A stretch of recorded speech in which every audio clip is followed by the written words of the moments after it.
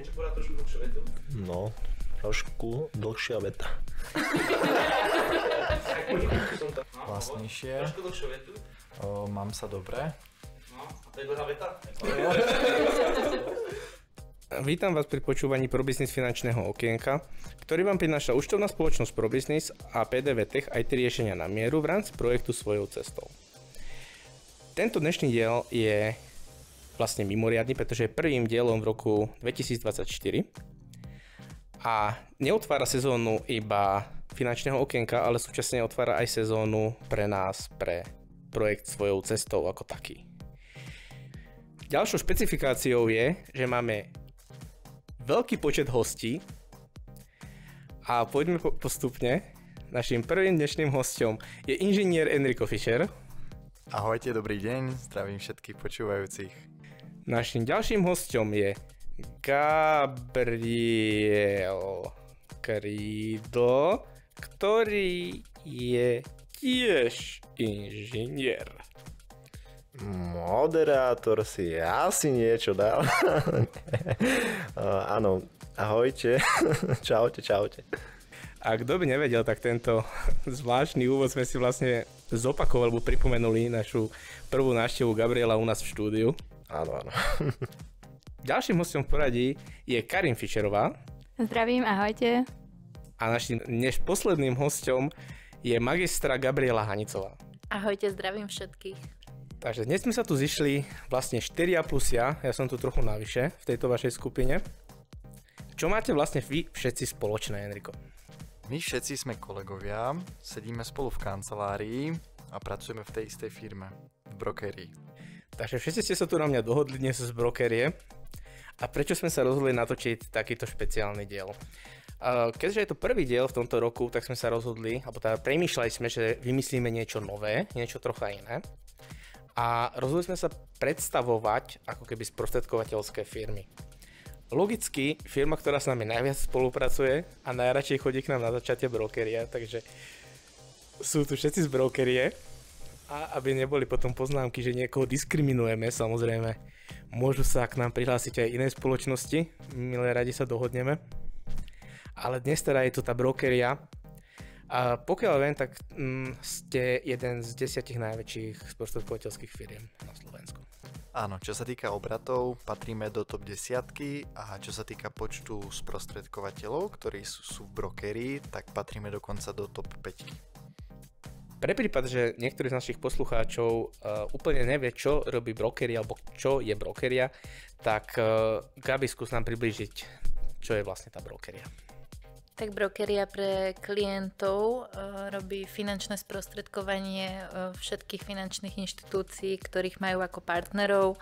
Jednak to robí pre fyzické osoby, ako pre právnické osoby, ako korporáty. Gabriel, chcel by si niečo doplniť?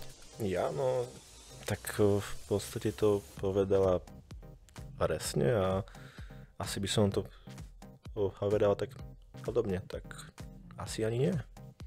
No tak na jednoduchosti pomáhame ľuďom im nebavovať o nejaké naštandardné odmienky v týchto finančných inštitúciách.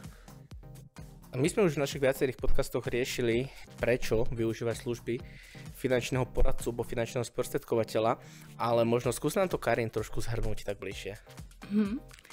Tak rozdiel medzi našou prácou a tým, keď je človek priamo do banky alebo priamo do poisťovne, záleží od toho, čo chce riešiť, je v tom, že keď ide priamo do banky, tak treba myslieť na to, že sú to zamestnanci určitej spoločnosti. Je to tiež finančné sprostredkovanie, robia to tiež šikovní ľudia, ale stále robia iba pod menom tej jednej spoločnosti a tým pádom nevedia tak komplexne tomu klientovi pomôcť, nevedia porovnať tie produkty, nemôžu mu povedať, že bežte do tejto banky tu vedľa, tam vám dajú lepšie podmienky.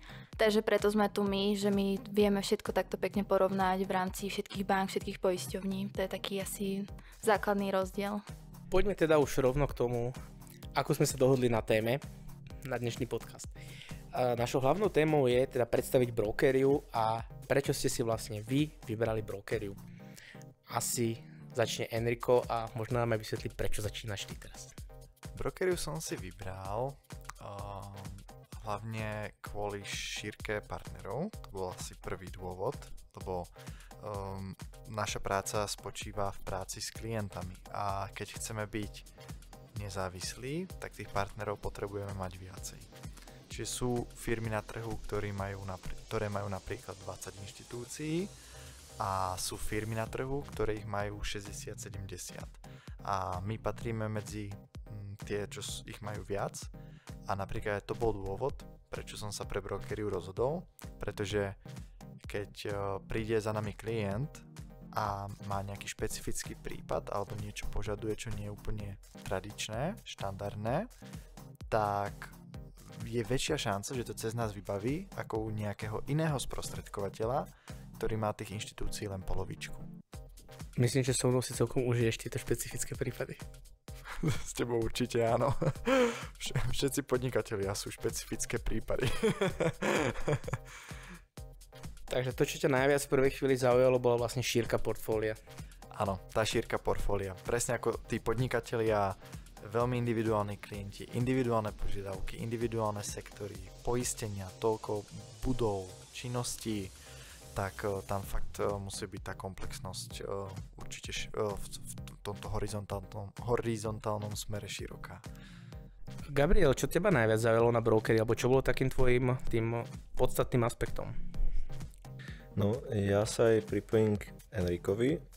Určite odčiarkne to, čo hovoril on, lebo to je jeden z dôvodov, ktorý aj mňa oslovil. A doplnil by som ešte takú vec, že tým, že brokeria slovenská spoločnosť, tak je viacej flexibilnejšia. A to vlastne znamená, že napríklad oproti nejakým iným inštitúciám, ktoré sú zo zahraničia, tak dokáže rýchlejšie reagovať na zmeny na vlastne našom finančnom trhu. To vlastne znamená, že pokiaľ sa nájde nejaký nový partner v niektorej investičnej spoločnosti napríklad, tak broker ho vie docela rýchlo sa teraz nimi dohodnúť o nejakej spolupráce a tým pádom toto viem o tom dať aj s mojim klientom. Pretože sú aj nejaké inštitúcie, ktoré sú zo zahraničia a sú menej flexibilné a tým pádom klienti nedostanú vždy to aktuálne. Takže to je asi taká vec a potom by som ešte možno spomenul taký férovejší kariérny plán. A prečo si Karin vybrala práve brokeriu? Tak, okrem toho, čo bolo spomínané, čo spomínal vlastne Enrico s Gabom, tak možno aj do takej ľudskej stránky, že je tam veľmi taký príjemný ľudský prístup, vlastne ako aj Gabo načrtol, že sme slovenská spoločnosť, tým pádom je tam aj dobrá komunikácia medzi sprostredkovateľom a našou centrálou, že vieme dať hneď námet na zlepšenie a oni to naozaj v rámci 24 hodín, keď niekde nejaká chyba, tak to opravia, alebo po prípade, keď chceme niečo, že aby nejak zlepšili do budúcna, tak sa tomu venujú naozaj, že im záleží na každom tom nápade každého toho sprostredkovateľa. Presne, tu by som rád doplnil, že sa hodne rozvíjame dopredu, ideme s tým trhom, jak sa hovorí. Fakt zapracovávame všetky novinky, ktoré sa momentálne dejú, reagujeme na trh a to, že sme takto dynamickí, nám takisto umožňuje rýchlejšie rást medzi týmito sprostredkovateľmi. Uzavrieme kolečko. A Gabika, teba čo najviac zaujalo na brokerii? Ja by som to možno troška poňala inak ako kolegovia. Ja by som to skôr z takej možno ľudskej stránky. Tým, že niektorí kolegovia aj tu na čo sú s nami v tomto okienku, tak prechádzali z inej spoločnosti, takže mali ako keby skúsenosť s inou spoločnosťou, v ktoré vykonávali toto finančné sprostredkovanie, tak pre mňa ako prioritne vtedy v rámci výberu nebolo, že počet partnerov alebo kariérny plán, samozrejme bolo to pri nábore spomínané, ale ešte človek tomu ako keby tak nerozumie, dokým nenastúpi do tej práce. Ale prvotne to bolo vlastne cieľ pomáhať ľuďom opravovať zmluvy, nastavať zmluvy tak, aby boli adekvátne na základe potrieb. A vlastne človek to ako keby potom v rámci práce zistí, keď porovnáva tie inštitúcie, keď ako keby prevezme zmluvy od iných inštitúcií alebo respektíve spoločnosti, ktoré vykonávajú toto sprostredkovanie, tak ja by som to tak zhrnula, že rovnako chcem zostať v brokérii predovšetkým kvôli množstvu partnerov, lebo naozaj viem poskytnúť klientom kompletne zo širokého spektra týchto partnerov. A ďalšia vec je, rovnako ako kolegovia spomínali, férový kariérny plán, ktorý je vlastne robený na princípe toho, ako je človek šikovný, tam to vie ďaleko dotiahnuť. Takže je to predovšetkým o tom, kam chce človek smerovať a rozhoduje si o tom sám, kam sa vlastne dostane. Už sme to tu viackrát spomenuli, a to kariérny rebríček. Väčšina sprostredkovateľských firiem alebo multilevel marketing firiem majú rôzne kariérne rebríčky, niekto zameraný viac do šírky, niekto viac do hĺbky. Ja som za svoju kariéru videl fakt, že extrémne množstvo rôznych kariérnych modelov a možno keby ste nám skúsili popísať alebo vysvetliť ten váš kariérny, možno v čom je iný alebo v čom je pre vás bol taký najzaujímavejší, a asi začneme Gabikou. Tak naša kariéra sa jednoducho delí na nižšie obchodnícke pozície, z ktorých následne, keď sa človek vytiahne na tú najvyššiu nižšiu obchodnícku pozíciu, tak sa môže rozhodnúť, či pôjde len čisto obchodníckou cestou alebo pôjde manažerskou cestou, kedy samozrejme v podmienkach už sú, aby mal pod sebou spolupracovníkov, a je to vždy o tom, ako sa človek rozhodne, ktorou cestou chce smerovať. Možno poprosíme vedúceho pobočky, aby keď tak doplnil niečo. Je to tak, ako hovorí Gabika. Človek si môže vybrať, či pôjde ďalej ako obchodník alebo ako manažer. Určite v rámci toho, že náš biznis je podnikanie, že síce hovoríme, že pracujeme v brokeri, ale my sme každý samostatní podnikatelia, a o dosť, aspoň z môjho pohľadu, a tak by to aj malo byť u väčšiny ľudí, je to raz otvárať ďalšie pobočky, čiže byť ten manažér, ten riaditeľ, a to dáva o dosť väčší záber aj pre klientov, rozširovať tú službu a rozširovať to know-how ešte ďalej. Takže ja to vidím viac v tomto, a to, aby sme boli napríklad dobrí aj manažéri, ale aj kľudne dobrí obchodníci, tu by som asi možno proti konkurencii vyzdvihol vzdelávanie. Totižto vzdelávanie je niečo, čo je investícia do seba a čo sa nám z dlhodobého hľadiska vždy vyplatí a vráti, a my niektoré kariérne pozície máme naviazané na absolvované vzdelávania, ktoré sú väčšinou niekoľkomesačné, a aby ten daný človek, keď už na tej pozícii je, bol fakt aj schopný tej práce, aby to neboli nejaké rýchlo kvašky, keď to tak poviem, ktorí rýchlo vykvasia, dosiahnu tú pozíciu a reálne ju neudržia, alebo nevedia viesť tých ľudí, alebo nevedia robiť profi obchod a nie sú dobrí obchodníci. Takže preto to vzdelávanie je číslo 1. Za mojich dôb, ešte keď som sa ja venoval tejto činnosti, čo už je strašne veľa rokov, tak u nás vo firme sa vždy hovorilo, že každý musí začať úplne na nule a musí ísť krok za krokom. A platí to aj v brokeri? Tak to je dobrá otázka. A neplatí to tak úplne.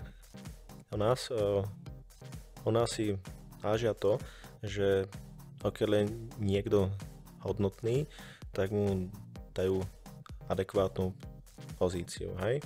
Takže pokiaľ niekto napríklad príde z nejakej konkurencie a už tam bol vlastne riaditeľ, tak pokiaľ spĺňa také isté podmienky u nás, tak tiež vlastne bude riaditeľ, áno. Alebo po prípade, pokiaľ má niekto nejaké obchodnícke schopnosti z napríklad banky alebo poisťovne, tak tiež dostane adekvátnu pozíciu. A tu by som možno ešte spomenula, že sa u nás samozrejme dá aj spraviť prevod zmluv, že ich bude mať ten sprostredkovateľ pod sebou aj v rámci brokerie. Presne tak. Totiž to z môjho pohľadu je úplne nelogické a to nechcem nikoho konkrétne menovať, ale príde nejaký napríklad riaditeľ z poisťovne alebo banky, ktorý 20 rokov tam pracuje, má nejaký svoj status, nejakú svoju hodnotu, skúsenosti, know-how, komunikačné zručnosti a ja mu dám ponuku k nám prísť na finančného konzultanta juniora. To ako by som mu ukázal, no, tak. Neslušné gesto. Čiže úplne by som ho zhodil a nedáva to zmysel. Taký človek, ktorý už je kompetentne na tom vyššie, musí samozrejme dostať pozíciu, ktorú si zaslúži. Inak by to nefungovalo. Myslím, že toto funguje aj vo firmách, aj mimo podnikanie, v zamestnaní. Keď z iných firiem, z jednej konzultantskej firmy do druhej idú na podobné pozície. Práve preto, lebo tam viedli týmy, majú s tým skúsenosti a tak prečo by mali začínať od znova? Jasné. A ešte by som naplnil, že to je možno taký nástroj pre tých manažérov, ako oslovovať v tom ľudí z nejakej konkurencie alebo z finančných inštitúcií. Lebo pokiaľ by naša firma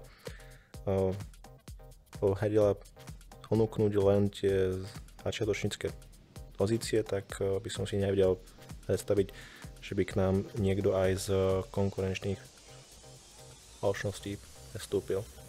Ja ešte doplním, že síce za nás každý musel začínať od nuly, ale nemusela byť tá nula úplne nulová.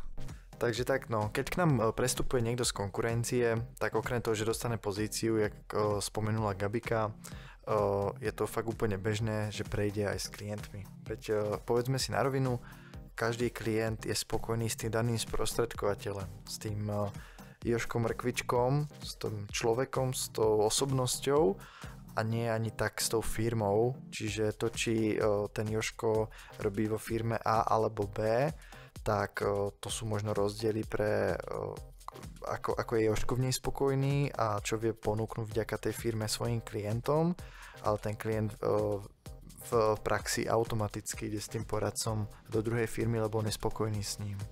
Hej, súhlasím, že veľa klientov ani častokrát nevie, pre akú spoločnosť pracuje ten jeho sprostredkovateľ alebo finančný poradca. Presne tak. Takže keď sú nejakí poradcovia, ktorí možno nie sú spokojní vo firme, v ktorej sú, tak nech sa neobávajú nejakých takýchto možností. Práve naopak, nech vyhľadávajú, nech otvoria si trošku tie oči, spravia nejaký prieskum trhu a možno aj fakt nezávisle alebo nezáväzne si zistia, čo by im tá či ona iná firma vedela ponúknuť, ak by sa rozhodli prestúpiť. Veď prečo neísť do firmy a spraviť tú zmenu, ktorá ma posunie vpred. Ak sa vám náš podcast páči, nezabudnite dať like a odber a ako značíte zvonček, tak vám neunikne ďalší diel nášho podcastu. Dobre, poďme pomaly k vzdelávaciemu systému, ktorý ste viacerí spomenuli, že sa vám páči. A začnem teraz, Karin, že čo sa tebe najviac páčilo na vašom vzdelávacom systéme? Máme teda viacej tých vzdelávacích systémov, alebo teda tých školení, lebo keď človek u nás začína, tak musí ísť, volá sa to Brokeria Štart, je to vlastne také základné vzdelanie, kde sa vlastne ľudia, alebo teda tí noví sprostredkovatelia naučia, ako inak komunikovať s tým klientom, ale aj ako nejaké tie produkty, alebo teda tie sféry fungujú, ako sa čo počíta, aby sme vedeli si prepočítať veci. Čiže taký naozaj, že základ k tej práci, takže to musí každý jeden z nás absolvovať, keď chce byť vlastne súčasťou brokerie. A potom sú ešte ďalšie školenia, ako sú vlastne nejaké manažérske zručnosti, to už vlastne záleží aj od toho, že kam ten človek chce smerovať, akou tou cestou, či si s tou manažérskou alebo tou obchodníckou. A vie sa teda u nás takto ten človek naozaj že rozvíjať. sú tam teda školia to naozaj, že perfektní ľudia, ktorí sa do toho veľmi vyznajú, že nie je to iba, že by to niekto tak školil, ale naozaj sú to veľmi inteligentní ľudia, ktorí to ovládajú. Gabo, teba čo najviac zaujalo na vašom vzdelávacom systéme? Tak mňa konkrétne tým, že si to viem rovnať, lebo som už si jeden takýto zažil, tak mne sa páči, že je vlastne jednotný. To vlastne znamená, že keď príde nejaký finančný sprostredkovateľ zo Senice alebo z napríklad Košíc, tak má to isté vzdelávanie, tým pádom sa nemôže stať, že by bol v nejakej sfére nevzdelaný, pretože niekde to funguje aj tak, že ho iba kvázi vzdeláva ten jeho nadriadený a tým pádom on možno dostane vzdelanie, ktoré ho neposúva úplne dopredu, lebo mu dôveruje a tým pádom si nezisťuje nejaké ďalšie informácie a potom sa môže stať, že uzatvorí nejaké zmluvy, ktoré nie sú pre toho klienta až tak výhodné. Takže tým, že máme takéto jednotné vzdelávanie, tak tento aspekt z toho vypadáva. K tomu vzdelávaniu, že je veľmi konkrétne a sú tam fakt, že postupy od A po Z, takže to nie je len kvázi niečo, že teda toto si skúšaj alebo tak, ale je to fakt odskúšaná vec, či už v tých obchodníckých zručnostiach alebo manažerských základoch, takže človek tu dostane hneď know-how a už len je to na ňom, ako tie aktivity bude vlastne naplňať. To je dosť veľký prínos, ktorý tomu podnikateľovi môže pomôcť k tomu podnikateľskému rastu. Ja by som len možno doplnila, že čo kolegovia spomínali obchodnícke a manažerské zručnosti, tak to je skôr určené pre ľudí, ktorí už sú, čo sa týka kariéry, o niečo vyššie ako začiatočník. Určite ako tu Karinka spomínala, na začiatok tá brokeria štart je taký odrazový mostík pre začiatočníkov, kedy naozaj sa človek naučí postup práce s klientom, ako fungovať. U nás v brokerii máme štandardný systém, ako by malo vyzerať od začiatku, od prvého stretnutia klienta až po koniec a tým pádom sa ako keby nezabudne na žiadny bod, že naozaj tá práca je komplexná, učíme sa komplexne pracovať s klientom, presne na aké témy je potrebné sa zamerať, že to není, že človek si teraz zmyslí a idem riešiť s klientom poistky a na ďalšom stretnutí úvery. Naozaj máme to komplexne stanovené na týchto školeniach, ako by taká práca s klientom mala vyzerať, aby tá práca bola kvalitná. Takto keď ešte naviažem na tú tému, niektoré spoločnosti dokonca sa len špecializujú na niektorý sektor. Že fungujú, že robia napríklad len neživotné poistenie. A ja sa niekedy zamýšľam, že či to je dobré, nie je to dobré, ale tak je to asi z uhlu pohľadu. No. Tak sú firmy, v ktorých sa špecializuje, že jeden človek robí len jednu konkrétnu vec, alebo celá firma robí len konkrétnu vec a potom, a to je väčšina, sú firmy ako my, ktoré robia komplexne. A možno už sme v niektorých minulých podcastoch rozoberali, že prečo sa komplexnosť oplatí, no pre klienta sú to určite výhody mať všetko na jednom mieste, nemať duplikované produkty, vyjednať vyššie z hlavy, takže to je napríklad taká trojka vecí, že prečo či už keď to počúvajú klienti, ktorí majú poradcov, tak prečo to riešiť komplexne, alebo či to počúva nejaký poradca v inej firme, tak prečo robiť komplexného poradcu. Je to určite aj širšie portfólio u klienta. A vieme naozaj tomu klientovi pomôcť so všetkým, čím príde, lebo naozaj bežný človek od bývania, auta, zabezpečenie príjmu. Naozaj ten človek častokrát využíva všetky tie produkty a keď mu nevieme pomôcť so všetkým, tak nemôžeme povedať, že sme klientovi pomohli ušetriť peniaze v niečom, keď nezabezpečíme všetky produkty, lebo naozaj veľa produktov je spoločne prepojených. Takže určite tá komplexnosť je základ tej pomoci tomu klientovi. Ja bych sa možno spýtal ešte na nejaké základné požiadavky. Čo musí spĺňať človek, čo sa chce stať finančným poradcom alebo sprostredkovateľom? Možno by som to rozlíšil, že z právneho hľadiska a z takého osobnostného hľadiska. Tak z právneho hľadiska stačí mať v podstate ukončené stredné vzdelanie a vykonať odborné skúšky, a na základe ktorých sa zaregistrujeme do Národnej banky Slovenska. A od tohto momentu môžeme vykonávať finančné sprostredkovanie. A teraz z toho druhého pohľadu, toho osobnostného, je to práca s ľuďmi. Takže človek, ktorý nemá rád ľudí, moc neobstojí v tejto práci. Určite to vyžaduje zodpovednosť, seriózne jednanie, profesionalitu. Takže asi by som viac dal tú zodpovednosť, to jednanie, vystupovanie, keď sa s niekým dohodnem na niečom, tak to splním. Vyhľadávanie tých príležitostí, keďže ide o podnikanie, tu by som to možno ešte rád rozpitval, zamestnanec versus podnikateľ. Zamestnanec častokrát dostane pridelenú prácu tam z vrchu, ktorú len vykonáva. Čiže je zvyknutý, že dostáva prácu.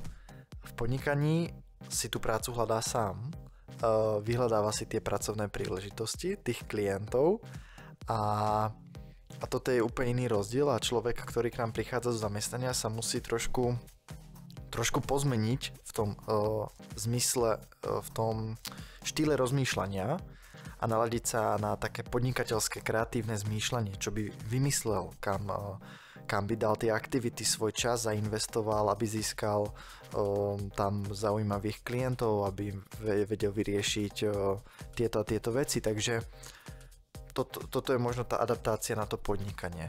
Veľa ľudí sa aj bojí zmien. To, či už je to z konkurencie, či už je to zo zamestnania a čo keď mi to ale nepôjde, čo keď mi nevyjde a ja sa bojím a toto mám istotu. Tak to sú potom ešte také, by som povedal, ako sa to povie, obavy. To sú také obavy, s ktorými sa stretávame, ale ja vždy hovorím aj pri tých zmenách z iných spoločností, že keď to zoberiem napríklad na tú finančnú stránku, že ten odmenovanie pre toho poradca, to sa veľmi líši v rámci finančných sprostredkovateľských firiem. Toto ešte nezaznelo, že za tú istú prácu môže mať finančný sprostredkovateľ lepšie odmeňovanie oproti druhej firme. A tak si povedzme, že možno ten dobrý vzťah s vedúcim alebo teda, že si s ním ako rozumiem, ale mám tam, že ledva vyžijem, tak to mi nezaplatí účty.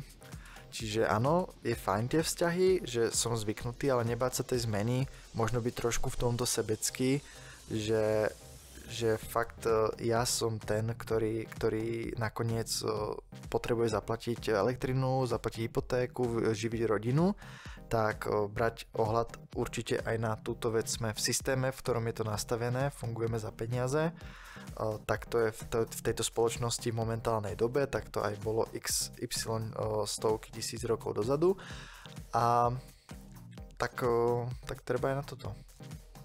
Tu Enrico možno sa viacej zameral ešte na tú konkurenciu. Ja by som možno pre začiatočníkov veľmi dôležitá je vnútorná motivácia, chcieť, hlavne chuť pracovať a veľmi dôležité učenlivosť, pretože tu by som veľmi spomenula, že finančný trh sa stále rozvíja a musíme sa stále adaptovať na tie zmeny, aké sú. Vždy je to niečo nové, nové produkty, nové informácie, rôzne novinky na trhu, takže veľmi dôležité pre každého finančného poradcu je učenlivosť a schopnosť adaptácie na zmeny.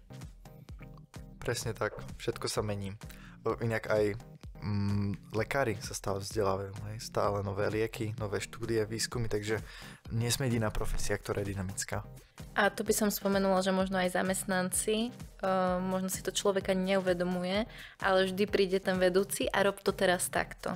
Navedie ho k tomu, ako to robiť. Len podnikanie je v tom rozdielne, že človek sa k tomu musí naviesť sám. Možno by som sa ešte spýtal, kto je podľa vás najvhodnejší kandidát na spoluprácu? Poďme od teba, Gabo. Tak ja si myslím, že to je oktajúci človek, ktorý má 20 rokov a absolútne nič nevie. nie, to takto som vlastne začínal ja, no, takže v podstate ja si myslím, že je to pre človeka, ktorý chce od života niečo viacej, ako to nazvať, no, že sa chce stále posúvať aj možno osobnostne a chce skúšať nové veci a chce robiť sám na seba. Áno, ale samozrejme niektorí ľudia než k tomuto prídu, k takémuto zmýšľaniu, tak si väčšinou musia prejsť nejakou skúsenosťou, až o to začnú premýšľať, že by možno niečo takéto pre nich hodné. Ale teda k tej otázke, ja si myslím, že to zvládne robiť každý, kto chce, ako hovorila Abika, sa učiť o novým veciam a komu nevadí, keď je nejaká prekážka, alebo po prípade je vytrvalý, áno. Lebo ja tým, že asi aj poslucháči počujú, tak moja komunikácia nie je najlepšia, takže niekto je mohol povedať, že určite musí robiť niekto komunikatívny a neviem čo, ale nie je to vôbec pravda. Pokiaľ človek chce a hľadá spôsoby, tak dokáže túto prácu robiť, alebo po prípade iné podnikanie. Ale možno takto asi v takej dlhej skratke. Spýtam sa ešte teba, Karin, že kto je podľa teba vhodný sprostredkovateľ alebo kandidát na túto prácu? Tak ja si myslím, že okrem toho, že musí mať ten človek takéhoto podnikateľského ducha v sebe, že sa vedieť adaptovať aj na to nové prostredie a mať v sebe taký ten chtíč, že robiť, že nečakať na niekoho, že kto mi povie, že čo mám robiť, tak aj určite možno z tej ľudskej stránky, že mať taký ľudský prístup k tým ľuďom, predsa len je to o tej komunikácii a práve myslím, že na tejto práci je to krásne, že si okrem toho, že si budujeme nejakú kariéru, tak si budujeme aj veľa nových vzťahov s ľuďmi a naozaj, že vidíme to, že časom, že ako sa aj tí ľudia vlastne rozvíjajú, že sme stále proste pri nich, stále im pomáhame, že vidíme, že tu sme riešili napríklad hypotéku, bývanie s nimi a za chvíľku riešime poistenie dieťaťa, že naozaj, že ideme ako keby s nimi žijeme ten ich život. Takže myslím si, že aj toto je veľmi pekné na tej našej práci, že je to také priateľské, také rodinné. Gabi? Tak asi by som možno z časti zopakovala, čo Karinka, že naozaj s tými ľuďmi ako keby žijeme, častokrát s tými ľuďmi nadviažeme taký hlbší vzťah, pretože častokrát riešime naozaj niekedy krízové situácie u ľudí, či sú to rôzne finančné problémy, alebo naozaj sa snažíme im vyhovieť vo veľa veciach, či už vybavujeme aj poistné plnenie, niekto si predstaví, že poistné plnenie, keď sa stane len nejaká nehoda s autom, ale naozaj je to obšírne, aj keď je človek chorý, tak riešime vlastne každú tú situáciu s tým klientom. A taký ideálny kandidát, čo môžem aspoň za seba povedať, je keď človek dokáže komunikovať s ľuďmi, to je veľký základ. Ako som predtým spomínala, učenlivosť, pretože naozaj ľudia, ktorí nemajú vyštudovaný tento sektor, sú veľmi šikovní finanční poradcovia, ale vďaka tomu, že sa chceli naučiť, pretože je to len o tom, čo človek chce teraz, chce do budúcnosti. Nám sa to dosť začína miešať už so samotným podnikaním, čo sme plánovali ako nejaký budúci podcast, ale určite aj ten natočíme, keď sa nám podarí prísť na čas viacerým. Ale na záver ešte teda Enrico, že čo je pre teba najvhodnejší kandidát na túto prácu? Najvhodnejší kandidát, tak tie asi najdôležitejšie veci tu zazneli, v podstate s nimi súhlasím so všetkými, takže asi by som sa opakoval. Každopádne ja možno poviem, že čo mne táto práca dosť dala, tak to bol práve ten obrovský všeobecný prehľad. Tým, že mám XY klientov, každý z iného odvetvia, tak ja vďaka tomu, že s nimi komunikujem, som sa veľa naučil z tých ich oblastí, ich biznisov, ich zamestnaní, ako tie veci tam fungujú, že s niekým sa stretnem a viem sa s ním rozprávať na spoločnú tému, aj keď s ňou nemá skoro nič spoločné. A obrovsky mi to otvorilo oči v tom, že vlastne niektoré problémy, ktoré ľudia v mojom okolí riešia, alebo ktoré som riešila ja, nie sú až také veľké v porovnaní napríklad s tým, čo si prežívajú druhí ľudia. Že my, keď to poviem na tú druhú stranu, tak si s tými ľuďmi prechádzame aj tie negatívne veci, aj tie úmrtia, aj tie diagnózy rakovín, aj tie rozvody, rozchody, čokoľvek, potraty. A to sú ako tak náročné situácie pre tých ľudí a my o nich vieme a prežívame to v úvodzovkách s nimi, že potom si ako človek povie, že ja som vlastne dobre, že mi sa nič také nedieje, že vždy keď to mám s čím porovnať, si povedať, že niekedy riešime fakt také maličkosti, drobnosti a pritom niektorí ľudia si prežívajú úplne niečo pre nás nepredstaviteľné a náročné. A tak napríklad mi toto veľmi dalo. A ja si myslím, že to aj veľmi posúva, čo sa týka tejto práce, lebo dokážeme v jednoduchosti povedané otvoriť ľuďom oči, že sa dejú aj tie negatívne veci a je potrebné sa zabezpečiť proti ním. Takže určite to vnímame aj veľký prínos týchto negatívnych vecí, lebo to, s čím sa stretávame, vieme posunúť ďalej. Hej, áno, tieto negatívne veci sa dejú a treba sa na ne v prípade potreby byť na ne pripravení a takto trošku keď to spozitívnime, tak pripravujeme ľudí, keby sa im stali niektoré náročné veci, ktoré sa v živote dejú a sú súčasťou života, tak aby mali na ne vytvorenú rezervu finančne alebo formou životného poistenia alebo akýkoľvek produkt, ktorý je na to určený, pretože finančná pohoda má veľký vplyv na psychiku človeka a na to, ako to prežíva. Že dokonca je to dokázané, že človek, ktorý nemá napríklad rezervy alebo má malý príjem, vysoké výdavky, je z toho vystresovaný, zle spáva, zle sa mu rozmýšľa, je taký úzkostný, takže sú previazané v dnešnom svete financie s psychickou pohodou a v tomto pomáhame klientom. My sme sa pomaly dopracovali už na záver nášho dnešného podcastu a mne už zostáva sa s vami iba rozlúčiť pre dnešok a dúfam, že sa budem spolu počuť aj na budúce. Od mikrofónu sa s vami lúči Jozef Horňák, od mixačného pultu Mário Fam. Našimi hostiami boli Enrico Fischer, Gabriel Krídl, Karin Fischerová, Gabriela Hanicová. Do počutia aj na budúce. Ahojte. Ďakujeme, ahojte. do počutia.